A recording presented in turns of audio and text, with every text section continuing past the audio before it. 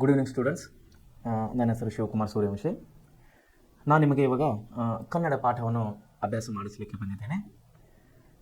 ನಾವು ಕನ್ನಡ ವಿಷಯದಲ್ಲಿ ಇಲ್ಲಿವರೆಗೆ ಗದ್ಯ ಪಾಠ ಹಾಗೂ ಪದ್ಯ ಪಾಠವನ್ನು ಮುಗಿಸಿ ಈಗ ನಾವು ಪೂರಕ ಪಾಠಗಳನ್ನು ಓದ್ತಾ ಇದ್ದೀವಿ. ಪೂರಕ ಪಾಠದಲ್ಲಿ 3 ಪಾಠಗಳಿವೆ. ಅದರಲ್ಲಿ ನಿನ್ನೆ ಒಂದು ಪಾಠವನ್ನು ನೋಡಿದ್ದೇವೆ ನಾವು. ಇವತ್ತು ನಾವು ಪೂರಕ ಪಾಠದ 2ನೇ ಪಾಠಕ್ಕೆ ಬರುವವರಾಗಿದ್ದೇವೆ. ಪಾಠದ ಹೆಸರು ಬಂದು ಭಗತ್ ಸಿಂಗ್. ವಿದ್ಯಾರ್ಥಿಗಳೇ, ತಮಗೆ ಒಂದು ವಿಷಯನ ನೆನಪಾಗಬೇಕು. ಕೆಲವೊಂದು ಕ್ವಶನ್ಗಳು ಕೇಳ್ತೀನಿ, ನಿಮಗೆ ಪ್ರಶ್ನೆಗಳು ಕೇಳಿ ತಾವು ಉತ್ತರ ಕೊಡಬೇಕು. ನಮ್ಮ ದೇಶದ ಸ್ವಾತಂತ್ರ್ಯಕ್ಕೆ ಹೋರಾಡಿದಂತಹ ಪ್ರಮುಖ ವೀರ ಯೋಧರ ಅಥವಾ ಸ್ವತಂತ್ರ ಹೋರಾಟಗಾರರ ಹೆಸರುಗಳನ್ನು ಸೂಚಿಸಿರಿ ಅನ್ನುವಂಥ ಒಂದು ಪ್ರಶ್ನೆಯನ್ನು ಬಂದಾಗ ನಾವು ಮೊದಲನೇದಾಗಿ ನಮ್ಮ ಹೆಸರಿಗೆ ಬರೋದು ಮಹಾತ್ಮ ಗಾಂಧೀಜಿಯವರು, ಜವಾಹರ್ಲಾಲ್ ನೆಹರು ಅವರು, ಸರ್ದಾರ್ ವಲ್ಲಭಭಾಯ್ ಪಟೇಲ್ ಅವರು ಹಾಗೂ ಇನ್ನಿತರು, ಇವರ ಕೆಳಗೆ ಬರುವಂಥ ಇನ್ನಿತರ ನಾಯಕರು ಅಂಥೇಳಿ ನಮ್ಮ ಹೆಸರಿಗೆ ಬರುತ್ತದೆ, ನಮ್ಮ ತಲೆಗೆ ಬರುತ್ತದೆ. ಆದರೆ ದೇಶದ ಸ್ವಾತಂತ್ರ್ಯಕ್ಕಾಗಿ ಬ್ರಿಟಿಷರ ವಿರುದ್ಧ ಹೋರಾಡಿ ನೇರ ಹೋರಾಟ ಮಾಡಿ ಯಾವುದೇ ಬ್ರಿಟಿಷರ ಒಂದು ಆಮಿಷಕ್ಕೆ ಒಳಗಾಗದೆ ತನ್ನ ಪ್ರಾಣವನ್ನೇ ತೆತ್ತ ಅನೇಕ ಮಹಾನ್ ನಾವು ದೇಶಭಕ್ತರನ್ನು ಕೂಡ ನಾವು ಕಾಣುವರಾಗಿದ್ದೇವೆ ಇತಿಹಾಸದಲ್ಲಿ. ಅದರ ನಿಮಿತ್ತವಾಗಿ ಬರುವವರು ನಮ್ಮ ಕಣ್ಣೆದುರಿಗೆ ಭಗತ್ ಸಿಂಗ್ ಅವರು. ಈಗ ಯಾಕೆ ಭಗತ್ ಸಿಂಗ್ ಅವರು ಇಷ್ಟು ತುಂಬ ಫೇಮಸ್ ಆಗಿದ್ದಾರೆ, ಯಾಕೆ ಇವರು ಸ್ವತಂತ್ರ ಹೋರಾಟಗಾರರಲ್ಲಿ ಇವರು ಪ್ರಮುಖರು ಅಂದರೆ, ಒಂದು ಸಿಂಪಲ್ ಆಗಿ ಒಂದು ಇದು ಹೇಳ್ತೀನಿ ನಿಮಗೆ. ಏನಂದರೆ, ಸುಮಾರು ಜನರು, ಲಕ್ಷಗಟ್ಟಲೆ ಜನರು, ಕೋಟಿಗಟ್ಟಲೆ ಜನರು ಸ್ವತಂತ್ರ ಹೋರಾಟದಲ್ಲಿ ಭಾಗಿಯಾಗಿದ್ದಾರೆ ಅನ್ನೋಂಥ ವಿಷಯ ನಿಮ್ಮೆಲ್ಲರಿಗೆಲ್ಲ ಗೊತ್ತಿದ್ದಂಥ ವಿಷಯ. ಅದರಲ್ಲಿ ಪ್ರಮುಖವಾಗಿ ಭಗತ್ ಸಿಂಗನ ಹೆಸರಿನ ಮೇಲೆ ನಾವು ಅನೇಕ ಸಿನಿಮಾಗಳನ್ನೇ ನೋಡಿದ್ದೇವೆ. ಭಗತ್ ಸಿಂಗನ ಹೆಸರ ಮೇಲೆ ಅನೇಕ ಸಿನಿಮಾಗಳನ್ನು ತೆಗೆದಿದ್ದಾರೆ ಸಿನಿಮಾ ಕಲಾಕಾರರು. ಅವನು ತೋರಿದಂಥ ಒಂದು ದೇಶಕ್ಕಾಗಿ ಕೊಟ್ಟಂತಹ ಜೀವ, ಅವನ ಪ್ರಾಣವನ್ನೇ ಕೊಟ್ಟ. ಮನೆ, ಮಕ್ಕಳು, ಹೆಂಡರು, ತಂದೆ, ತಾಯಿ, ಬಂಧು ಬಳಗ, ಅಕ್ಕ ತಂಗಿ ಎಲ್ಲವನ್ನು ಬಿಟ್ಟು ಬ್ರಿಟಿಷರ ವಿರುದ್ಧ ಹೋರಾಡಿ ಅವರ ಉದ್ದೇಶ ಒಂದೇ ಆಗಿತ್ತು, ಸ್ವತಂತ್ರ ಪಡೆಯುವುದು. ಸೊ ವಿದ್ಯಾರ್ಥಿಗಳು, ಅಂಥ ಒಂದು ಮಹಾನ್ ವ್ಯಕ್ತಿಯ ಪರವಾಗಿ ನಾವು ನೋಡುವಾಗ, ಅಂತಹ ಮಹಾನ್ ವ್ಯಕ್ತಿಯರ ಒಂದು ಲಿಸ್ಟಲ್ಲಿ ನಾವು ನೋಡುವಾಗ ನಮಗೆ ಮೊದಲನೇದಾಗಿ ಕಾಣುವವರು ಭಗತ್ ಸಿಂಗ್ ಅವರು. ಸೊ ನಾವು ಭಗತ್ ಸಿಂಗನ ಬಗ್ಗೆ ನಾವು ಇವತ್ತು ಅಭ್ಯಾಸ ಮಾಡುವವರಾಗಿದ್ದೇವೆ. ಪರಕೀಯರ ಆಳ್ವಿಕೆಯಿಂದ ಭಾರತವನ್ನು ವಿಮೋಚನೆಗೊಳಿಸಲು, ನೋಡಿ, ಪರಕೀಯರ ಆಡಳಿತದಿಂದ ವಿಶೇಷವಾಗಿ ಮಕ್ಕಳೇ, ನಾನು ಈ ಪಾಠವನ್ನು ಬರೆದವರು ಚಿದಾನಂದ ಮೂರ್ತಿ GS ಅವರು. ಯಾವುದು? ಭಗತ್ ಸಿಂಗ್ ಅವರು ಪಾಠವನ್ನು ಬರೆದಂಥವರು ಚಿದಾನಂದ ಮೂರ್ತಿ ಅವರು, GS ಅವರು. ನಾವು ಮೊದಲನೇದಾಗಿ ಅವರ ಕೃತಿಕಾರ ಪರಿಚಯವನ್ನು ನಾವು ನೋಡಿಕೊಂಡು ಹೋಗೋಣ. ನಾವು ಮೊದಲಿನಿಂದವು ಪ್ರತಿಯೊಂದು ಪಾಠದ ಕೃತಿಕಾರ ಅಥವಾ ಕವಿಯರ ಪರಿಚಯ, ಆಮೇಲೆ ಕಠಿಣ ಶಬ್ದಗಳು, ಆಮೇಲೆ ಆ ಪಾಠಕ್ಕೆ ಸಂಬಂಧಪಟ್ಟಂಥ ವ್ಯಾಕರಣಗಳನ್ನು ನೋಡಿಕೊಂಡು ನಾವು ಮುಂದೆ ಹೋಗ್ತಾ ಇದ್ದೇವೆ. ಸೊ ಈಗ ನಾವು ಭಗತ್ ಸಿಂಗರ ಪಾಠವನ್ನು ಬರೆದಂಥ ಕೃತಿಕಾರರಂಥ ಶ್ರೀ ಚಿದಾನಂದ ಮೂರ್ತಿ GS ಅವರು, ನಾವು ಅವ್ರ ಬಗ್ಗೆ 2 ಲೈನನ್ನು ನೋಡ್ಕೊಳ್ಳೋಣ. ಚಿದಾನಂದ ಮೂರ್ತಿ GS ಅವರು 1970ರಲ್ಲಿ ಗೊಪ್ಪೇನಹಳ್ಳಿ, ಕೊಂಡಜ್ಜಿ ಪೋಸ್ಟ್, ತುರುವೇಕೆರೆ ತಾಲೂಕಿನ ತುಮಕೂರು ಜಿಲ್ಲೆಯಲ್ಲಿ ಇವರು ಜನಿಸಿದರು. ನೋಡಿ ಹೇಗೆ ಬೇರೆ ಬೇರೆ ಒಂದು ರೀತಿಯನ್ನು ನಾವು ಕಾಣುವರಾಗಿದ್ದೇವೆ. ಸೌತ್ ಕರ್ನಾಟಕ ಅಂದರೆ ನಾವು ದಕ್ಷಿಣ ಕರ್ನಾಟಕಕ್ಕೆ ಹೋದಾಗ ಅಲ್ಲಿ ತಮ್ಮ ಪರಿಚಯವನ್ನು ಹೇಳುವಾಗ ಮೊದಲನೇದಾಗಿ ಅವರೂರು, 2ನೇದಾಗಿ ಅವರು ತಾಲೂಕು ಅಥವಾ ಮಂಡಲ ಅಥವಾ ಪೋಸ್ಟ್ ಹೆಸರು, 3ನೇದಾಗಿ ಜಿಲ್ಲೆ ಅಥವಾ ತಾಲೂಕು ಹೆಸರುಗಳನ್ನು ನಾವು ಇಲ್ಲಿ ಕಾಣುವರಾಗಿದ್ದೇವೆ. ನಾವು ಉತ್ತರ ಕರ್ನಾಟಕಕ್ಕೆ ಬಂದಾಗ ಮೊದಲನೇದಾಗಿ ನಮ್ಮ ಜಿಲ್ಲೆ ಹೆಸರು, ಆಮೇಲೆ ನಮ್ಮ ತಾಲೂಕಿನ ಹೆಸರು, ಆಮೇಲೆ ನಮ್ಮ ಊರು, ನಮ್ಮ ಗ್ರಾಮ, ನಮ್ಮ ಪಟ್ಟಣದ ಹೆಸರನ್ನು ನಾವು ಪರಿಚಯ ಮಾಡಿಕೊಡೋರಾಗಿದ್ದೇವೆ. ಇಲ್ಲಿ ನೋಡ್ರಿ, ಮೊದಲನೇದಾಗಿ ಅವರೂರು ಗೊಪ್ಪೇನಹಳ್ಳಿ, ಕೊಂಡಜ್ಜಿ ಪೋಸ್ಟ್, ತುರುವೇಕೆರೆ ತಾಲೂಕ, ತುಮಕೂರು ಜಿಲ್ಲೆ, ಅಲ್ಲಿ ಕೃತಿಕಾರರು ಹುಟ್ಟಿದ್ದಾರೆ ಅನ್ನುವಂಥ ಪ್ರಶ್ನೆ ನಾವು ಇಲ್ಲಿ ನೋಡ್ತಾ ಇದ್ದೇವೆ. ಅಲ್ಲಿ ತುಮಕೂರು ಜಿಲ್ಲೆಯಲ್ಲಿ ಇವರು ಜನಿಸಿದ್ದಾರೆ. ಮೈಸೂರು ವಿಶ್ವವಿದ್ಯಾಲಯ ಮಾನಸ್ ಗಂಗೋತ್ರಿಯಲ್ಲಿ ಇವರು ಪ್ರಾಚೀನ ಇತಿಹಾಸ ಮತ್ತು ಪುರಾತತ್ವ ವಿಭಾಗದಲ್ಲಿ ಸ್ನಾತಕೋತ್ತರ ಶಿಕ್ಷಣ ಹಾಗೂ ಇಂಗ್ಲಿಷ್ MA ಮಾಡಿರುತ್ತಾರೆ. ಕೆಲವು ಪ್ರೌಢಶಾಲೆಗಳ ಶಿಕ್ಷಕರಾಗಿ ಸೇವೆ ಸಲ್ಲಿಸಿದ್ದಾರೆ. 2015ರಿಂದ ತಮ್ಮ ಹುಟ್ಟೂರಿನಲ್ಲಿ ಪೂರ್ಣ ಪ್ರಮಾಣದ ರೈತನಾಗಿ ಸಾವಯವ ಕೃಷಿಯಲ್ಲಿ ತೊಡಗಿಸಿಕೊಂಡಿದ್ದಾರೆ. ಪ್ರಸ್ತುತ ಪಾಠವನ್ನು ಶ್ರೀ ಚಿದಾನಂದ ಮೂರ್ತಿ GS ಅವರು ಬರೆದಿರುವ ಜೀವನ ಸಾಧನೆ ಮಾಲಿಕೆಯ ಭಗತ್ ಸಿಂಗ್ ಜೀವನ ಚರಿತ್ರೆ ಎಂಬ ಕೃತಿಯಿಂದ ಇದನ್ನು ಆಯ್ದುಕೊಳ್ಳಲಾಗಿದೆ. ಸೊ ಚಿದಾನಂದ ಮೂರ್ತಿ ಅವರು ತುಮಕೂರು ಜಿಲ್ಲೆಯಲ್ಲಿ ಜನಿಸಿದ್ದಾರೆ. ಇವರು ಮಾನಸ್ ಗಂಗೋತ್ರಿ ಮೈಸೂರು ವಿಶ್ವವಿದ್ಯಾಲಯದಲ್ಲಿ ಪ್ರಾಚೀನ ಇತಿಹಾಸ ಮತ್ತು ಪುರಾತತ್ವ ವಿಭಾಗದಲ್ಲಿ ಇವರು ಸ್ನಾತಕೋತ್ತರ ಶಿಕ್ಷಣ ಅಂದರೆ MA ಪದವಿಯನ್ನು ಪಡೆದುಕೊಂಡಿದ್ದಾರೆ. ಹಾಗೂ MA ಇಂಗ್ಲಿಷ್ ಅಭ್ಯಾಸದಲ್ಲಿ ಕೂಡ ಇವರು MA ಕಲಿತಿದ್ದಾರೆ. ಹಾಗೂ ಕೆಲವು ಪ್ರೌಢಶಾಲೆಗಳಲ್ಲಿ ಶಿಕ್ಷಕರಾಗಿ ಕೂಡ ಸೇವೆ ಸಲ್ಲಿಸಿದ್ದಾರೆ. 2015 ತಮ್ಮ ಹುಟ್ಟೂರಿನಲ್ಲಿ ಅಂದರೆ ಅವರ ಹುಟ್ಟೂರಾದಂತಹ ಗೊಪ್ಪೇನಹಳ್ಳಿ ಕೊಂಡಜ್ಜಿಯಲ್ಲಿ ಪೂರ್ಣ ಪ್ರಮಾಣದ ಒಬ್ಬ ರೈತನಾಗಿ ಇವರು ಏನು ಮಾಡ್ತಾ ಇದ್ದಾರೆ, ಸಾವಯವ ಕೃಷಿಯಲ್ಲಿ ತೊಡಗಿಸಿಕೊಂಡಿದ್ದಾರೆ. ಕೃಷಿ ಚಟುವಟಿಕೆಗಳಲ್ಲಿ ತೊಡಗಿಸಿಕೊಂಡಿದ್ದಾರೆ. ಪ್ರಸ್ತುತ ಪಾಠವನ್ನು ಚಿದಾನಂದ ಮೂರ್ತಿ GS ಅವರು ಬರೆದ ಜೀವನ್ ಸಾಧನೆ ಮಾಲಿಕೆಯ ಭಗತ್ ಸಿಂಗ್ ಜೀವನ್ ಚರಿತ್ರೆ ಕೃತಿಯನ್ನು ಆಯ್ದುಕೊಳ್ಳಲಾಗಿದೆ. ಇಲ್ಲಿ ನಾವು ಭಗತ್ ಸಿಂಗರ ಬಗ್ಗೆ ನಾವು ನೋಡುವುದಾಗ ನೋಡ್ರಿ, ಪರಕೀಯರ ಆಳ್ವಿಕೆಯಿಂದ ಭಾರತೀಯ ವಿಮೋಚನೆಗೊಳಿಸಲು ಭಾರತೀಯರು ನಡೆಸಿದ ಹೋರಾಟ ಪ್ರಮುಖವಾದುದು.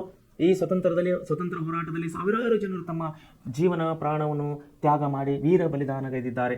ಇಂತಹ ವೀರ ಸ್ವತಂತ್ರ ಬಲಿದಾನಗಳನ್ನು ಸ್ಮರಣೆಗೈಯುವುದು ಭಾರತೀಯರೆಲ್ಲರ ನಿಮ್ಮ ಜವಾಬ್ದಾರಿಯಾಗಿದೆ. ನೋಡಿ, ಇವತ್ತು ಸಂಗೊಳ್ಳಿ ರಾಯಣ್ಣ ಆಯಿತು, ಭಗತ್ ಸಿಂಗ್ ಆಯಿತು, ಝಾನ್ಸಿ ರಾಣಿ ಲಕ್ಷ್ಮೀಬಾಯಿ, ಕಿತ್ತೂರು ರಾಣಿ ಚೆನ್ನಮ್ಮ. ಸೊ ಇವರೆಲ್ಲರನ್ನು ನಾವು ಯಾಕೆ ನೆನಪು ಮಾಡಬೇಕಂದ್ರೆ, ಇವರು ನಮ್ಮ ದೇಶವನ್ನು ಪರಕೀಯರ ಆಡಳಿತದಿಂದ ಮುಕ್ತಿ ಕೊಡಿಸುವುದಕ್ಕಾಗಿ, ಪರದೇಶದ ಆಡಳಿತದ ವಿರುದ್ಧವಾಗಿ ಹೋರಾಟ ಮಾಡಿ ನಮ್ಮ ಅಧಿಕಾರವನ್ನು ನಮ್ಮ ಕೈಗೆ ಅಂದರೆ ನಮ್ಮ ಪೂರ್ವಜರ ಕೈಗೆ ತಂದುಕೊಡುವಲ್ಲಿ ಈ ಮಹನೀಯರು ದೊಡ್ಡ ಹೋರಾಟಗಳನ್ನೇ ಮಾಡಿದರೆ, ತಮ್ಮ ಜೀವವನ್ನೇ ತೆತ್ತಿದ್ದಾರೆ. ಅದರಲ್ಲಿ ಪ್ರಮುಖರಾದಂಥವರು ಭಗತ್ ಸಿಂಗ್ ಅವರು.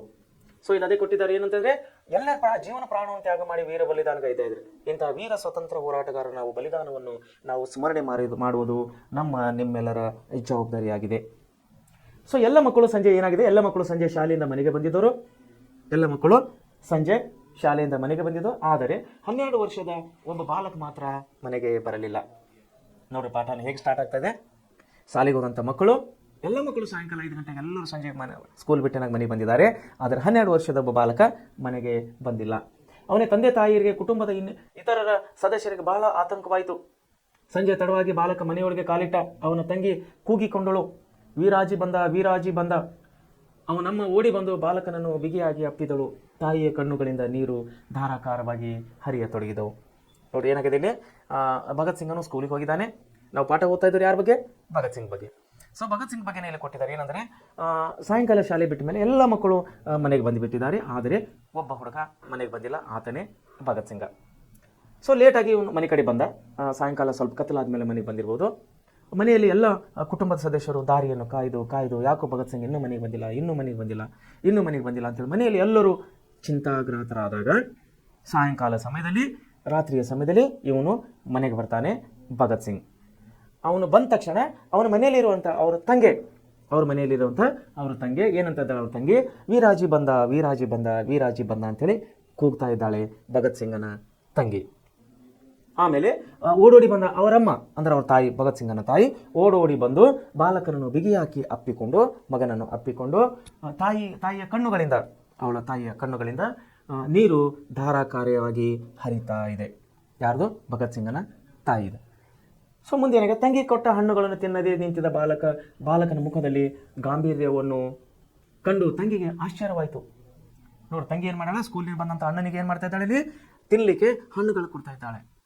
ತಿನ್ನೋಪ್ಪ ಅಣ್ಣ, ಹಣ್ಣು ತಿನ್ನು ಅಂತೇಳಿ ಅವರ ತಂಗಿ, ಭಗತ್ ಸಿಂಗನ ತಂಗಿ ಅವನಿಗೆ ಹಣ್ಣುಗಳನ್ನು ಕೊಡ್ತಾ ಇದ್ದಾಳೆ. ಆದರೆ ಭಗತ್ ಸಿಂಗನು ಆ ಹಣ್ಣನ್ನು ತಿನ್ನುತ್ತಾ ಇಲ್ಲ. ಬದಲಿಗೆ ಅವನ ಹಣ್ಣುಗಳನ್ನು ತಿನ್ನದೇ ನಿಂತಿದ್ದ ಬಾಲಕನ ಮುಖದಲ್ಲಿ ಗಾಂಭೀರ್ಯವತ್ತನ್ನು ಕಂಡು ತಂಗಿಗೆ ಆಶ್ಚರ್ಯವಾಯಿತು. ಹಣ್ಣು ಕೊಟ್ಟಂಥ ಹಣ್ಣು ತಿಂತಾನಂತ ಹೇಳ್ತಾ ತಂಗಿ ಎಷ್ಟು ಸಂತೋಷದಿಂದಿದ್ದಳು, ನಮ್ಮ ಅಣ್ಣ ಈಗ ಹಣ್ಣು ತಿಂತಾನಂತೇಳಿ.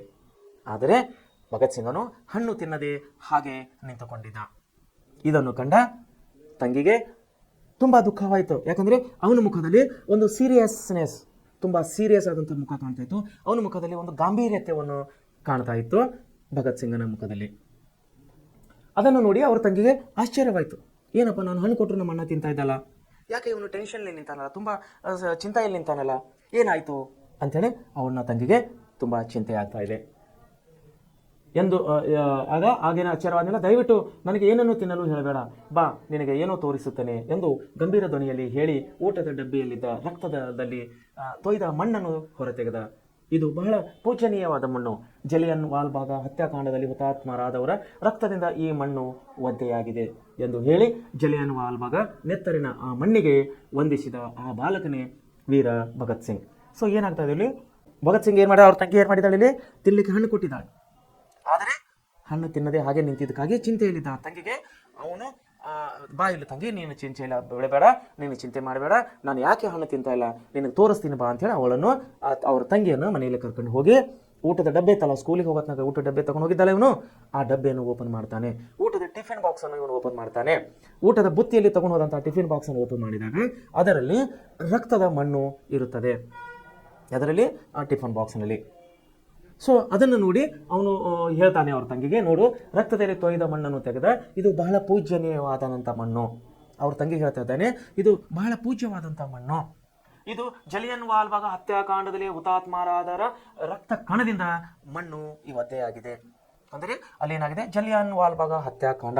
ಈ ಹತ್ಯಾಕಾಂಡವನ್ನು ನಮ್ಮ ಸ್ವತಂತ್ರ ಭಾರತದಲ್ಲಿ, ನಮ್ಮ ಸ್ವತಂತ್ರ ಚಳವಳಿಯಲ್ಲಿ ಒಂದು ವಿಶೇಷ ಸ್ಥಾನಮಾನವನ್ನು ಪಡೆದುಕೊಂಡಿದೆ ಜಲಿಯನ್ ವಾಲ್ಬಾಗ್ ಹತ್ಯಾಕಾಂಡ. ಸೊ ಜಲಿಯನ್ ವಾಲ್ಬಾಗ್ ಹತ್ಯಾಕಾಂಡದ ವಿಷಯದ ಬಗ್ಗೆ ಮಾತಾಡಬೇಕಂದ್ರೆ ನಮಗೆ 1 ಕ್ಲಾಸ್ ಇಲ್ಲ, 2 ಕ್ಲಾಸ್ ಇಲ್ಲ, ಸುಮಾರು ಕ್ಲಾಸಸ್ಗಳೇ ಬೇಕು. ಯಾಕಂದರೆ ನಮ್ಮ ಬ್ರಿಟಿಷರ ಭಾರತದಲ್ಲಿದ್ದಾಗ ನಮ್ಮ ದೇಶದ ಸ್ವತಂತ್ರ ಹೋರಾಟಗಾರರು ಬ್ರಿಟಿಷರ ವಿರುದ್ಧದಲ್ಲಿ ಹೋರಾಡಿದ ಅನೇಕ ಚಳವಳಿಗಳು, ಅನೇಕ ಹೋರಾಟಗಳು ಮಾಡಿದ್ದಾರೆ. ಅದರಲ್ಲಿ ದುರಂತ ನಡೆದಂತಹ ಸ್ಥಳ ಅಂದರೆ ಜಲಿಯನ್ ವಾಲ್ಬಾಗ್ ಹತ್ಯಾಕಾಂಡ. ಈ ಜಲಿಯನ್ ವಾಲ್ಬಾಗ್ ದುರಂತವು ನಮ್ಮ ದೇಶದ ಸ್ವತಂತ್ರ ಹೋರಾಟದಲ್ಲಿ ಒಂದು ಅತಿ ಪ್ರಮುಖ ಸ್ಥಾನವನ್ನು ಪಡೆದುಕೊಂಡಿದೆ. ಈ ಜಲಿಯನ್ ವಾಲ್ಬಾಗದ ಮೇಲೆ, ಈ ಒಂದು ಹತ್ಯಾಕಾಂಡದ ಮೇಲೆ, ಈ ಒಂದು ಸ್ವತಂತ್ರ ಚಳವಳಿಯ ಮೇಲೆ ಬರುವಂಥ ಎಲ್ಲ ಸ್ಪರ್ಧಾತ್ಮಕ ಪರೀಕ್ಷೆಗಳಲ್ಲಿ ಸರ್ಕಾರಿ ನೌಕರಿಗೆ ಸೇರಬೇಕಂದಾಗ ಸ್ಪರ್ಧಾತ್ಮಕ ಪರೀಕ್ಷೆಯನ್ನು ನಾವು ಕೊಡ್ತೀವಿ. ಆ ಪರೀಕ್ಷೆಯಲ್ಲಿ ಆಲ್ಮೋಸ್ಟ್ ಒಂದು ಪರೀಕ್ಷೆಯಲ್ಲಿ ಜಲಿಯನ್ ವಾಲ್ಬಾಗದ ಹತ್ಯಾಕಾಂಡದ ಮೇಲೆ ಪ್ರಶ್ನೆಗಳು ಬಂದೇ ಬರ್ತಾ ಇವೆ. ಸೊ ಅಷ್ಟು ಪ್ರಾಮುಖ್ಯತೆಯಿಂದ ಕೂಡಿದಂಥ ಈ ಜಲಿಯನ್ ವಾಲ್ಬಾಗ್ ಹತ್ಯಾಕಾಂಡ. ಸೊ ಇಲ್ಲೇನು ಭಗತ್ ಸಿಂಗ್ ಏನು ಹೇಳ್ತಾ ಇದ್ದಾನೆ ಅವ್ರ ತಂಗಿಗೆ, ನೋಡಮ್ಮ ತಾಯಿ, ತಂಗಿ ಇದು ನೋಡು, ಇದು ಜಲಿಯನ್ ವಾಲ್ಬಾಗ್ ಹತ್ಯಾಕಾಂಡದಲ್ಲಿ ತನ್ನ ಸಾವನ್ನು ಒಪ್ಪಿದಂತಹ, ತನ್ನ ಜೀವವನ್ನು ಪ್ರಾಣವನ್ನು ಕೊಟ್ಟಂತಹ ನಮ್ಮ ವೀರ ಯೋಧರ ರಕ್ತದಿಂದ ತೊಯ್ದಂತಹ ಮಣ್ಣು ಅಂಥೇಳಿ ತನ್ನ ತಂಗಿಗೆ ಆ ಟಿಫನ್ ಬಾಕ್ಸ್ನಲ್ಲಿ ತಂದಿದ್ದಂಥ ಮಣ್ಣನ್ನು ಅವರ ತಂಗಿಗೆ ತೋರಿಸ್ತಾ ಇದ್ದಾನೆ ಭಗತ್ ಸಿಂಗ್. ಸೊ ಮುಂದೇನಾಗ್ತಾ ಇದೆ ಅಂದರೆ, ಎಂದು ಹೇಳಿ ಜಲಿಯನ್ ವಾಲ್ಬಾಗ್ ನೆತ್ತರಿನ ಆ ಮಣ್ಣಿಗೆ ವಂದಿಸಿದ ಆ ಬಾಲಕನೇ ವೀರ ಭಗತ್ ಸಿಂಗ. ಪವಿತ್ರವಾದ ಮಣ್ಣಿನಿಂದ ತುಂಬಿದ ಡಬ್ಬವನ್ನು ಮನೆಯ ಸ್ವಚ್ಛವಾದ ಜಾಗದಲ್ಲಿ ಇರಿಸಿದ. ಆಗ ತಾನೇ ಕಿತ್ತು ತಂದ ಹೂಗಳನ್ನು ಅದರ ಮೇಲಿಟ್ಟು ಭಕ್ತಿಯಿಂದ ನಮಸ್ಕರಿಸಿದ. ಅಂದಿನಿಂದ ಅನೇಕ ವರ್ಷಗಳವರೆಗೆ ಪವಿತ್ರ ಮಣ್ಣನ್ನು ಪೂಜಿಸುವುದು ಅವನ ದಿನನಿತ್ಯದ ಆಚರಣೆಯಾಗಿತ್ತು. ನೋಡಿ ಏನು ಮಾಡ್ತಾ ಇದ್ದಾನೆ ಇಲ್ಲಿ ಭಗತ್ ಸಿಂಗ, ಟಿಫನ್ನಲ್ಲಿ ತಂದಂಥ ಮಣ್ಣನ್ನು ರಕ್ತದಲ್ಲಿ ತೊಯ್ದಂಥ ಮಣ್ಣನ್ನು ತನ್ನ ತಂಗಿಗೆ ತೋರಿಸಿ ಆ ಮಣ್ಣಿಗೆ ನಮಸ್ಕಾರ ಅಂದರೆ ಶರಣನ್ನು ಮಾಡಿ, ಆ ಮಣ್ಣಿಗೆ ವಂದನೆಗಳನ್ನು ಸಲ್ಲಿಸಿ, ಆ ಮಣ್ಣನ್ನು ಅವರ ಮನೆಯಲ್ಲಿದ್ದಂಥ ಅಂಗಳದ ಸ್ವಚ್ಛ ಇರುವಂತಹ ಸ್ಥಳದಲ್ಲಿ ತಂದು ಆ ಮಣ್ಣಿನ ಮೇಲೆ ಹೂಗಳನ್ನು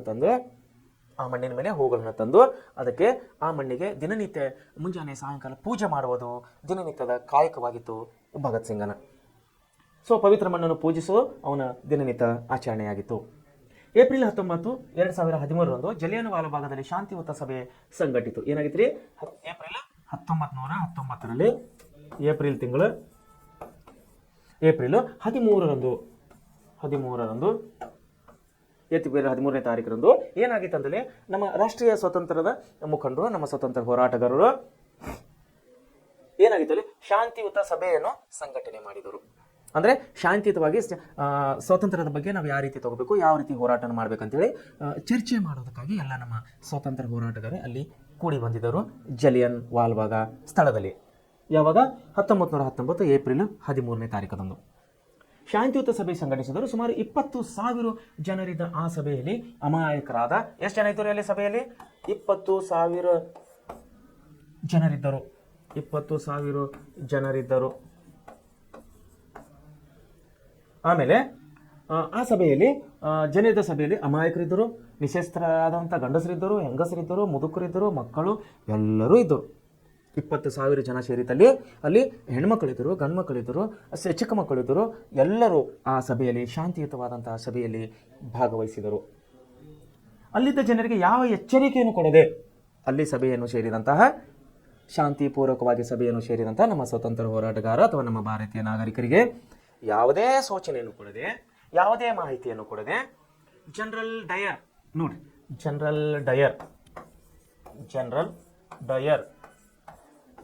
ಎನ್ನುವಂಥ ಬ್ರಿಟಿಷ್ ಅಧಿಕಾರಿ ಜನರಲ್ ಡಯರ್ ತನ್ನ ಸೈನಿಕರಿಗೆ ಗುಂಡಿನ ದಾಳಿ ನಡೆಸಲು ಆಜ್ಞೆಯನ್ನು ನೀಡಿದ.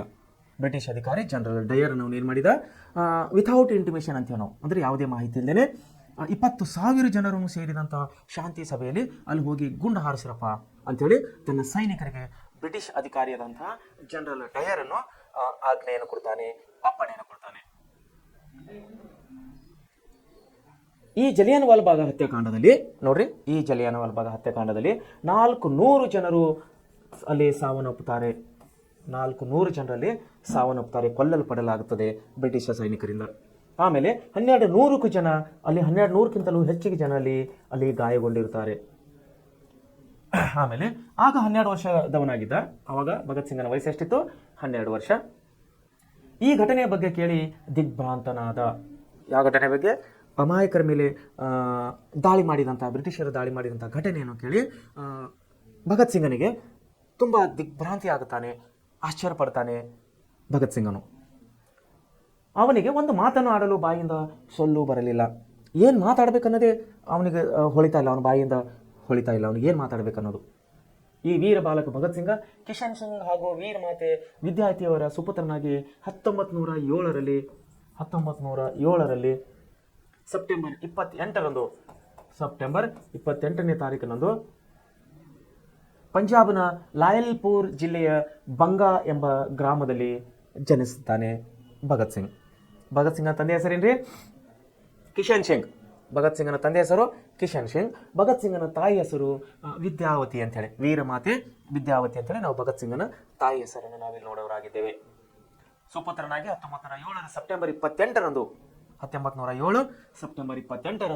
ಪಂಜಾಬಿನ ಲಾಯಲ್ಪುರದ ಜಿಲ್ಲೆಯ ಬಂಗಾ ಎಂಬ ಗ್ರಾಮದಲ್ಲಿ ಭಗತ್ ಸಿಂಗನ ಇಲ್ಲಿ ಹುಟ್ಟುತ್ತಾನೆ. ಆಗ ಅಮೃತ್ಸರದಲ್ಲಿ ಪರಿಸ್ಥಿತಿ ಪ್ರಕ್ಷುಬ್ಧವಾಗಿತ್ತು. ಅಮೃತ್ಸರ ಅಂದರೆ ಪಂಜಾಬಿನ ಪ್ರಾಂತ ಇದು. ಅಮೃತ್ಸರ ಪಂಜಾಬಿನ ಪ್ರಾಂತ. ಇಲ್ಲಿ ಸ್ವತಂತ್ರ ಹೋರಾಟಗಾರರ ಚಳವಳಿಗಳು ದಿನನಿತ್ಯ ಇಲ್ಲಿ ನಡೀತಾನೆ ಇರ್ತಿದ್ದು ಅಮೃತ್ಸರದಲ್ಲಿ.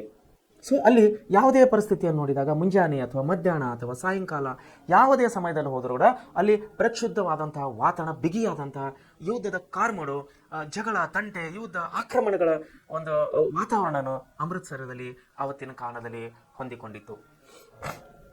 ಮುಂದೆ ನೋಡ್ರಿ, ಎಲ್ಲ ಕಡೆ ಪೊಲೀಸರ ಜಮಾವಣೆ ಆಗಿತ್ತು. ನೋಡ್ರಿ, ಪೊಲೀಸರು ಎಲ್ಲ ಕಡೆ ಜಮಾವಣೆ ಆಗಿದ್ದಾರೆ. ಪೊಲೀಸರು ಅಮಾನುಸ್ಪಾದರನ್ನು ಕಂಡಲ್ಲಿ ಗುಂಡಿಕ್ಕೋ ಆಜ್ಞೆ ಇತ್ತು.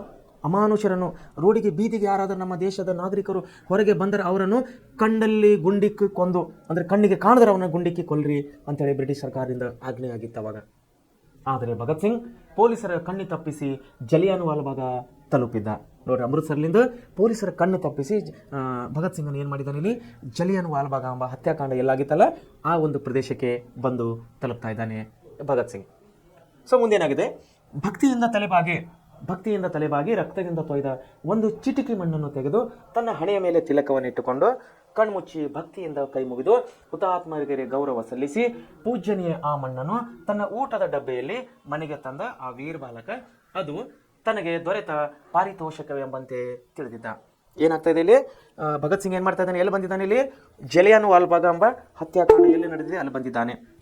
ಜಲಿಯನ್ ವಾಲ್ಬಾಗ್ ಹತ್ಯಾಕಾಂಡದ ಸ್ಥಳಕ್ಕೆ ಬಂದು ಅಲ್ಲಿ ಏನು ಮಾಡಿದ್ದಾನೆ, ನಮ್ಮ ವೀರ ಮರಣವನ್ನು ಒಪ್ಪಿದಂಥ ಸೈನಿಕರು ಅಥವಾ ನಮ್ಮ ಜನರು, ನಮ್ಮ ಭಾರತ ಪ್ರಜೆಗಳಂತ ಸತ್ತಿದಂತಹ ರಕ್ತ ಬಿದ್ದಂತಹ ಮಣ್ಣನ್ನು ತಗೊಂಡು ಅವನೇನು ಮಾಡಿದ್ದಾನೆ, ಟಿಫನ್ ಬಾಕ್ಸ್ನಲ್ಲಿ ಹಾಕೊಂಡು ಆ ಟಿಫನ್ ಬಾಕ್ಸನ್ನು ಮನೆಗೆ ತಗೊಂಡು ಬಂದಿದ್ದಾನೆ.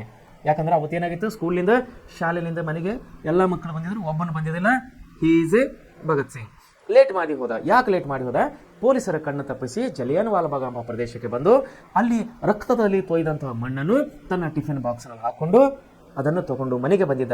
ಸೊ ಹೀಗಾಗಿ ಅವನಿಗೆ ಮನೆಗೆ ಬರಲಿಕ್ಕೆ ಲೇಟ್ ಆಗಿತ್ತು ಭಗತ್ ಸಿಂಗನಿಗೆ. ಸೊ ಮುಂದೆ ನೋಡಿ, ಕೈ ಮುಗಿದು ಹುತಾತ್ಮರಿಗೆ ಸಲ್ಲಿಸಿ ಪೂಜನೀಯ ಮಣ್ಣನ್ನು ತನ್ನ ಊಟದ ಡಬ್ಬೆಯಲ್ಲಿ ಮನೆಗೆ ತಂದ ವೀರ ಬಾಲಕ ಅದು ತನಗೆ ದೊರೆತ ಪಾರಿತೋಷಕ ಎಂಬಂತೆ ತಿಳಿದಿದ್ದ. ಆ ಮಣ್ಣನ್ನು ಸಿಕ್ಕಿದ ನಂದು ಒಂದು ಅದೃಷ್ಟ ಅಂಥೇಳಿ ಅವನು, ಪಾರಿತೋಷಕ ಅಂದ್ರೆ ದೊಡ್ಡ ಬಹುಮಾನ ನನಗೆ ಸಿಕ್ಕಿದೆ ಅನ್ನುವಂಥ ಭಾವನೆಯಲ್ಲಿ ಭಗತ್ ಸಿಂಗನಿದ್ದನು. ಅದು ಸ್ವತಂತ್ರ ಇತಿಹಾಸದ ಕರಾಳ ಘಟನೆ. ನೋಡ್ರಿ, ಅವತ್ತಿನ ದಿವಸ ಸ್ವತಂತ್ರ ಇತಿಹಾಸದ ಕರಾಳ ಘಟನೆ. ಅಮೃತ್ಸರದ ಉದ್ಯಾನದಲ್ಲಿ ನಡೆದ ಸಭೆಯೊಂದರಲ್ಲಿ ಭಾಗವಹಿಸಿದ ಸಾವಿರಾರು ಅಮಾಯಕ ಭಾರತೀಯರ ಮೇಲೆ ಪೊಲೀಸರು ಗುಂಡಿನ ಮಳೆಗರೆದಿದ್ದರು. ಆ ಅವಧಿಯಲ್ಲಿ ಪಂಜಾಬಿನ ಅಧಿಕಾರಿಯಾಗಿದ್ದಂತಹ ಲೆಫ್ಟಿನೆಂಟ್ ಗವರ್ನರ್ ಜನರಲ್ ಡಯರ್ ಕಠೋರ ಹೃದಯದಿಂದ ಅಧಿಕಾರಿ ಜನರಲ್ಲಿ ಭೀತಿ ಹುಟ್ಟಿಸಲು ಗುಂಡಿನ ಮಳೆಗರೆದಿದ್ದ. ನೋಡಿ ಏನಾಗಿತ್ತು ಅಲ್ಲಿ? ಯಾವ ಉದ್ಯಾನದಲ್ಲಿ? ಅದು ಅಮೃತ್ಸರದ ಉದ್ಯಾನದಲ್ಲಿ ಏನಾಗಿತ್ತು, ಸುಮಾರು ಜನ ನಮ್ಮ ದೇಶದ ಸ್ವತಂತ್ರ ಹೋರಾಟಗಾರರು ಅಲ್ಲ ಸಭೆ ಸೇರಿದರು. ಸಭೆಯೊಂದರಲ್ಲಿ ಭಾಗವಹಿಸಿದ ಸಾವಿರಾರು ಅಮಾಯಕರ ಮೇಲೆ ಆ ಅಮಾಯಕರಂದರೆ ಯಾವುದೇ ತಪ್ಪು ಮಾಡುವಂಥ ವ್ಯಕ್ತಿಗಳನ್ನು ನಾವು ಅಮಾಯಕರು ಅಂತ ಹೇಳಿ ಕರಿತೇವೆ. ಅಮಾಯಕರ ಭಾರತೀಯರ ಮೇಲೆ ಪೊಲೀಸರು ಗುಂಡಿನ ಮಳೆಯನ್ನು ಸುರಿಮಳೆಗೈದರು.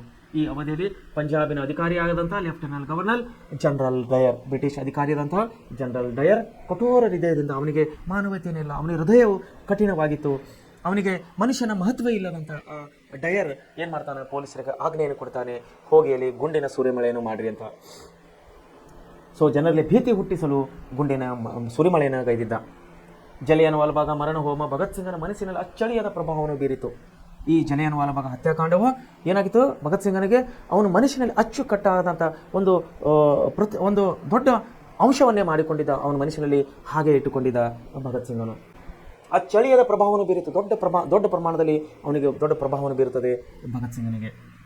1921ರಲ್ಲಿ ಅವನು ಒಂದು ನಿರ್ಧಾರಕ್ಕೆ ಬರ್ತಾನೆ. 1921ರಲ್ಲಿ ಒಂದು ನಿರ್ಧಾರಕ್ಕೆ ಬರ್ತಾನೆ. ಏನಂದರೆ, ಒಂದಲ್ಲ ಒಂದು ದಿನ ಈ ದಮನಕಾರಿ ಪ್ರಭುತ್ವವನ್ನು ಧ್ವಂಸ ಮಾಡಲು ಏನನ್ನಾದರೂ ನಾನು ಮಾಡಿಯೇ ತೀರುತ್ತೇನೆ ಎಂದು. ಅಂದರೆ ಅಷ್ಟು ಜನರು ಸೇರಿದಂಥ, ಸಾವಿರಗಟ್ಟಲೆ ಸೇರಿದಂಥ ಸಾವಿರಾರು ಅಮಾಯಕ ಜನರ ಮೇಲೆ ಗುಂಡಿನ ಸುರಿಮಳೆಯನ್ನಗದಂಥ ಬ್ರಿಟಿಷರ ವಿರುದ್ಧ ಒಂದಿಲ್ಲ ಒಂದು ದಿನ ನಾನು ಏನನ್ನಾದರೂ ಮಾಡಿ ತೋರಿಸ್ತೀನಿ, ನಾನು ಸುಮ್ಮನೆ ಇರೋದಿಲ್ಲ ಅಂಥೇಳಿ ಆವತ್ತಿನ ದಿವಸನೇ ಮನಸ್ಸಿನಲ್ಲಿ ಒಂದು ಪ್ರತಿಜ್ಞೆ ಮಾಡಿಕೊಳ್ತಾನೆ ಭಗತ್ ಸಿಂಗ. ನೋಡಿ, ಈ ದಮನಕಾರಿ ಪ್ರಭುತ್ವವನ್ನು ಧ್ವಂಸ ಮಾಡಲು ಏನನ್ನಾದರೂ ನಾನು ಮಾಡಿ ತೀರುತ್ತೇನೆ ಅಂಥೇಳಿ.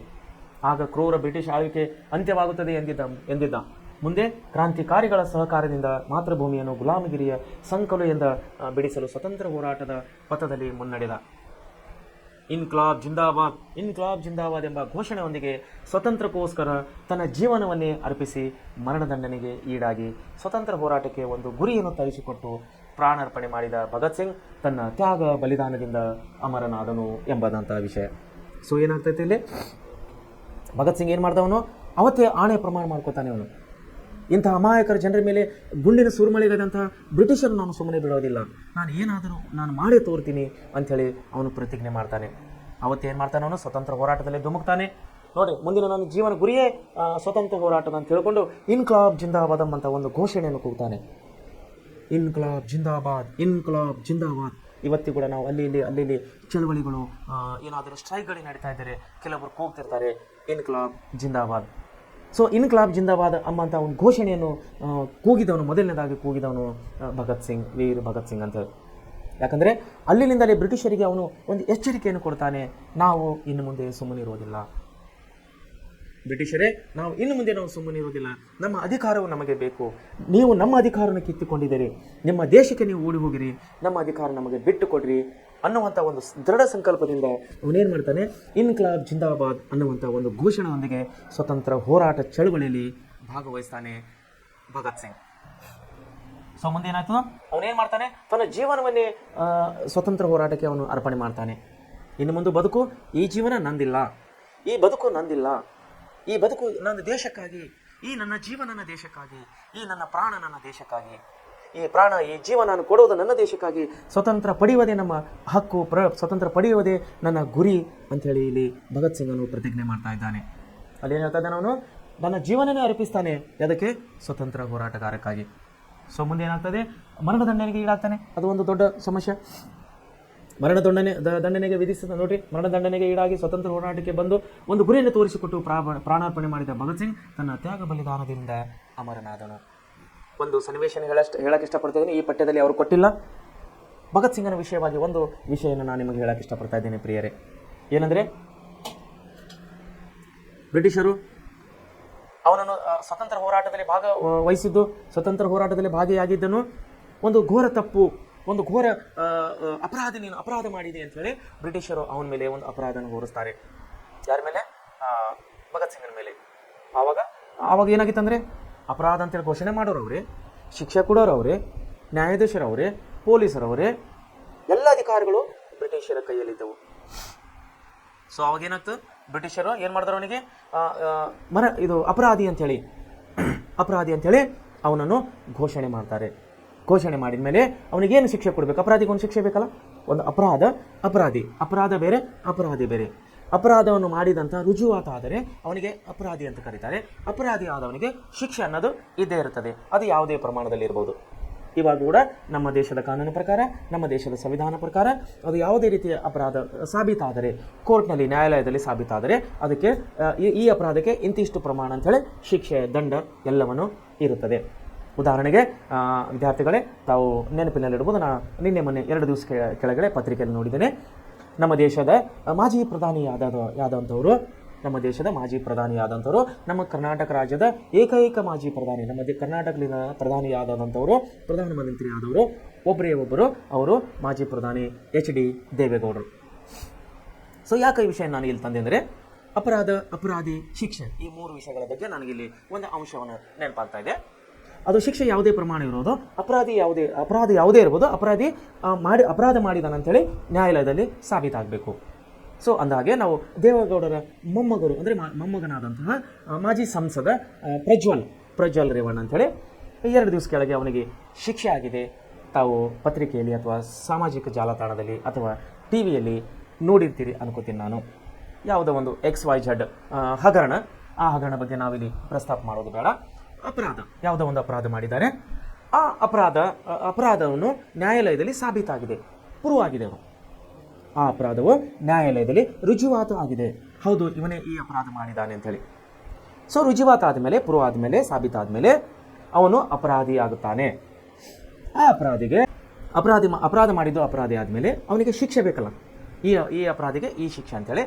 ಸೊ ಮೊನ್ನೆ ನಾವು ಜನಪ್ರತಿನಿಧಿಗಳ ನ್ಯಾಯಾಲಯ ಅಂಥೇಳಿ ಬೆಂಗಳೂರಿನಲ್ಲಿ ಕಾಣ್ತೀವಿ.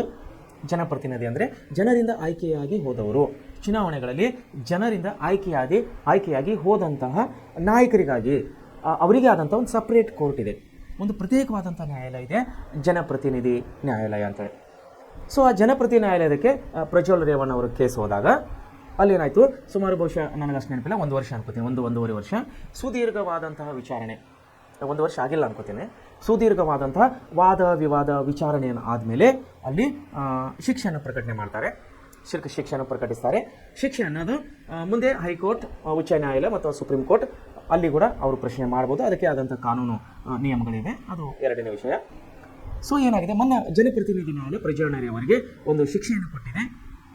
ಅದು ಯಾವ ಶಿಕ್ಷೆ ಅಂದರೆ ಜೀವಾವಧಿ ಶಿಕ್ಷೆ.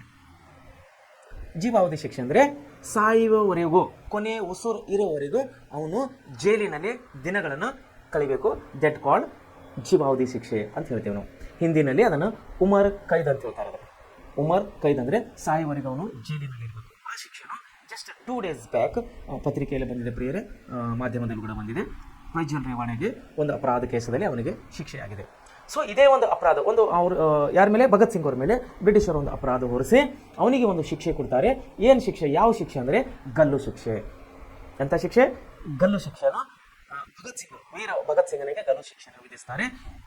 ಶಿಕ್ಷೆ ಹಾಕುವುದಕ್ಕಿಂತ ಮುಂಚೆ ಅಂದರೆ ಗಲ್ಲಿಗೆ ಏರಿಸೋದಕ್ಕಿಂತ ಮುಂಚೆ ಆ ಗಲ್ಲಿಗೆ ಏರಿಸುವ ಸ್ಥಳದಲ್ಲಿ ಅಲ್ಲಿ ಊರಿನ ಹಿರಿಯರು, ಎಲ್ಲ ಜನರು, ಸಾರ್ವಜನಿಕರು ಭಾಗವಹಿಸ್ತಾರೆ, ಸಂಬಂಧಪಟ್ಟ ಅಧಿಕಾರಿಗಳು ಭಾಗವಹಿಸ್ತಾರೆ.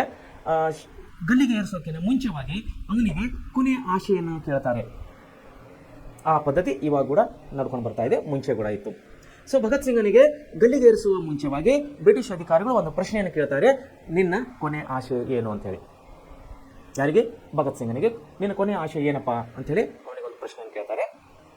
ಅದಕ್ಕೆ ಭಗತ್ ಸಿಂಗ್ ಏನು ಉತ್ತರ ಕೊಡ್ತಾನೆ ಅಂದರೆ ಮೈ ಜುಮ್ ಅನ್ನುವಂಥ ಒಂದು ಉತ್ತರವನ್ನು ಕೊಡ್ತಾನೆ ಅವನು. ಏನದು ಉತ್ತರ ಅಂದರೆ, ಬ್ರಿಟಿಷ್ ಅಧಿಕಾರಿಗಳೇ, ನನಗೆ ಬೇಗನೆ ಗಲ್ಲಿಗೆ ಏರಿಸಿ, 1 ನಿಮಿಷ ಕೂಡ ಲೇಟ್ ಮಾಡಬೇಡ್ರಿ, 1 ನಿಮಿಷ ಕೂಡ ತಡ ಮಾಡಬೇಡ್ರಿ, ನನಗೆ ಬೇಗ ಗಲ್ಲಿಗೆ ಏರಿಸ್ರಿ. ಅದಕ್ಕೆ ಬ್ರಿಟಿಷ್ ಅಧಿಕಾರಿಗಳು ಕಂಗಾಲಾಗ್ತಾರೆ, ದಂಗಾಗ್ತಾರೆ. ಅವ್ರು ಏನು ಈ ರೀತಿ ಇವನು ಆನ್ಸರ್ ಮಾಡ್ತಾನಲ್ಲ, ಕೊನೆಯ ಆಶೆ ಏನಂತ ಕೇಳಿದ್ರೆ ನನಗೆ ಬೇಗನೆ ಗಲ್ಲಿಗೆ ಏರಿಸ್ರಿ ಅಂತಾನಲ್ಲ, ಯಾಕಪ್ಪ ಅಂತ ಕೇಳ್ತಾನೆ. ವೈ, ಯಾಕೆ ನಿನಗೆ ಬೇಗನೆ ಗಲ್ಲಿಗೆ ಏರಿಸಬೇಕು ಅಂತ ಕೇಳಿದಾಗ ಭಗತ್ ಸಿಂಗ್ ಏನು ಉತ್ತರ ಕೊಡ್ತಾನೆ ಗೊತ್ತಾ? ನನಗೆ ಬೇಗನೆ ಗಲ್ಲಿಗೆ ಏರಿಸರಿ, ನಾನು ಬೇಗ ಸಾಯಬೇಕು, ಸತ್ತ ಮೇಲೆ ನಾನು ಇನ್ನೊಬ್ಬ ತಾಯಿಯಲ್ಲಿ ನಾನು ಬೇಗ ಹುಟ್ಟಿ ಬರಬೇಕು. ನಾನು ಇದೇ ಭಗತ್ ಸಿಂಗ್ ಇನ್ನೊಬ್ಬಳ ತಾಯಿಯಲ್ಲಿ ಹೊಟ್ಟೆಯಲ್ಲಿ ನಾನು ಹುಟ್ಟಿ ಬರಬೇಕು. ಸೊ ಅದಕ್ಕಾಗಿ ನನಗೆ ಬೇಗ ಗಲ್ಲಿಗೇರಿಸ್ರಿ ಅಂಥೇಳಿ ಭಗತ್ ಸಿಂಗ್ ಅಂತಾನೆ. ಸೊ ವಿದ್ಯಾರ್ಥಿಗಳೇ ನೋಡಿರಿ, ಎಂಥ ಒಂದು ಅದ್ಭುತ ಅವನ ಧೈರ್ಯ, ಎಂಥ ಒಂದು ದೇಶ ಪ್ರೇಮ. ನಾನು ಬೇಗ ಸತ್ತು ಇನ್ನೊಬ್ಬರ ಹೊಟ್ಟೆಯಲ್ಲಿ ಹುಟ್ಟಿ ಬರಬೇಕು ನಾನು ಭಗತ್ ಸಿಂಗನಾಗಿ ಬಂದು ಏನು ಹೇಳ್ತಾನೆ ಅವನು, ಭಗತ್ ಸಿಂಗನು, ನಾನು ಇನ್ನೊಬ್ಬರ ಹೊಟ್ಟೆಯಲ್ಲಿ ಹುಟ್ಟಿ ಬಂದು ನಿಮ್ಮ ವಿರುದ್ಧವಾಗಿ ಮತ್ತೆ ನಾನು ಹೋರಾಟಕ್ಕೆ ಇಳಿತೇನೆ, ನಿಮ್ಮ ವಿರುದ್ಧವಾಗಿ ನಾನು ಮತ್ತೆ ನಿಮಗೆ ಸಂಘರ್ಷಕ್ಕೆ ಬರ್ತೇನೆ ಅಂಥೇಳಿ ಭಗತ್ ಸಿಂಗ್ ಹೇಳ್ತಾನೆ. ನಾನು ಬೇಗವಾಗಿ ಸತ್ತು ಬೇಗವಾಗಿ ಹುಟ್ಟಿ ಮತ್ತೆ ನಿಮ್ಮ ವಿರುದ್ಧವಾಗಿ ನಾನು ಹೋರಾಟಕ್ಕೆ ಬರ್ತೇನೆ ಅಂಥೇಳಿ ಭಗತ್ ಸಿಂಗ್ ಹೇಳ್ತಾ ಇದ್ದೇನೆ. ಸೊ ಇಂಥ ಅಪ್ರತಿಮ ವೀರ, ಅಪ್ರತಿಮ ಶೌರ್ಯ, ಧೈರ್ಯವಂತ ಒಬ್ಬ ವ್ಯಕ್ತಿಯನ್ನು ನಾವು ನಮ್ಮ ಸ್ವತಂತ್ರ ಹೋರಾಟದಲ್ಲಿ ನಾವು ಕಾಣುವರಿದ್ದರೆ ಅದು ಭಗತ್ ಸಿಂಗ್.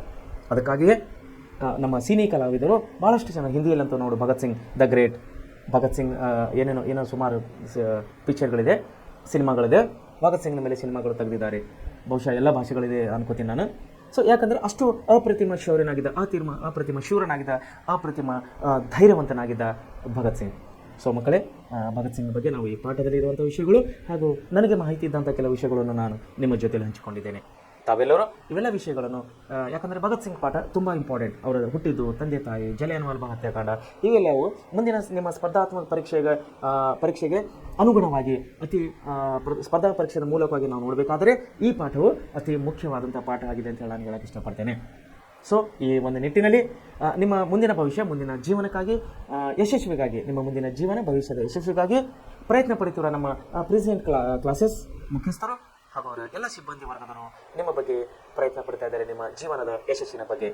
ಸೊ ತಾವು ಕೂಡ ಒಳ್ಳೆ ರೀತಿಯಿಂದ ಅಭ್ಯಾಸ ಮಾಡಬೇಕು, ಒಳ್ಳೆ ರೀತಿಯಿಂದ ಸ್ಟಡಿ ಮಾಡಿ ಎಲ್ಲ ವಿಷಯಗಳು ನೆನಪಿನಲ್ಲಿಟ್ಟುಕೊಂಡು ಪರೀಕ್ಷೆಯ ದೃಷ್ಟಿಯಿಂದ ಆಯಿತು ಮತ್ತು ಮುಂದಿನ ನಿಮ್ಮ ಜೀವನ ದೃಷ್ಟಿಯಿಂದ ಆಯಿತು ತಾವು ಒಳ್ಳೆ ರೀತಿಯಲ್ಲಿ ಅಭ್ಯಾಸ ಮಾಡಿ ನಿಮ್ಮ ಜೀವನದಲ್ಲಿ ನೀವು ಯಶಸ್ವಿ ಆಗಬೇಕಂತ ಹೇಳಿ ನಾನು ನಮ್ಮ ಸಂಸ್ಥೆ ಅಂದರೆ ಪ್ರೆಸಿಡೆಂಟ್ ಕ್ಲಾಸಿನ ಮೂಲಕವಾಗಿ ಹಾಗೂ ನನ್ನ ವೈಯಕ್ತಿಕವಾಗಿ ನಾನು ನಿಮ್ಮನ್ನು ಹಾರೈಸುವನಾಗಿದ್ದೇನೆ. ಸೊ ವಿದ್ಯಾರ್ಥಿಗಳೇ, ಈ ಪಾಠವನ್ನು ಇಲ್ಲಿಗೆ ನಿಲ್ಲಿಸ್ತಾ ಇದ್ದೀವಿ. ನಾವು ನಾಳೆ ಇನ್ನೊಂದು ಪೂರಕ ಪಾಠದ ಒಂದು ಮಹಾನ್ ವ್ಯಕ್ತಿ ಪಾಠದ ಬಗ್ಗೆ ನಾವು ನಾಳೆ ಬರೋರಾಗಿದ್ದೇವೆ. ಧನ್ಯವಾದಗಳು.